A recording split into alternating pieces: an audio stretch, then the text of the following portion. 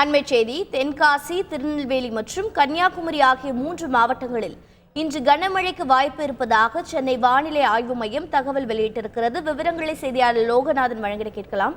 லோகநாதன் வணக்கம். மழை தொடர்பாக சென்னை வானிலை ஆய்வு மையம் வேறு என்னென்ன தகவல்கள் தெரிவித்திருக்கிறது? விவரங்களை பதிவு பண்ணு.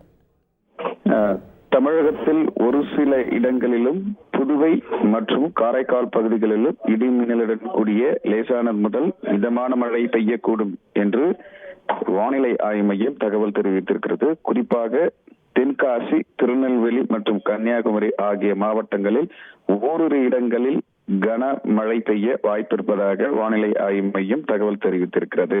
குறிப்பாக நேற்று மத்திய கடல் பகுதிகளில் நிலவிய காற்றழுத்த தாழ்வு மண்டலம் வடக்கு வடகிழக்கு திசையில் நகர்ந்து ஆழ்ந்த காற்றழுத்த தாழ்வு மண்டலமாக இன்று காலை 530 மணி அளவில் வலுப்பெற்று 8:30 மணி அளவில் வங்கதேச கோப்புராவிலிருந்து சுமார் 440 கிலோமீட்டர் தென்மேற்கு மேற்கு வங்க மற்றும் சாகர் ஜலாந்தில் இருந்து 440 கிலோமீட்டர் தென்கிழக்கே மையம் கொண்டுள்ளது.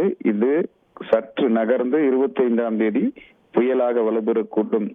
இது வடக்கு திசையில் நகர்ந்து, அதாவது நாளை காலை தீவிர புயலாக வலுப்பெற்று 26ஆம் தேதி நள்ளிரவு வங்கதேச கோப்புராவிற்கு மேற்கு வங்காளம் சாகர் தீவிற்கும் இடையே கடற்கரையை கொடுக்கக்கூடும். இதன் காரணமாக தமிழகத்தில் ஒரு சில இடங்களில் கன முதல் மிக கனமழை பெய்ய வாய்ப்பிருப்பதாக வானிலை ஆய்வு மையம் தகவல் தெரிவித்திருப்பதும் குறிப்பிடத்தக்கது. விவரங்களை வழங்கியதற்கு நன்றி லோகநாதன்.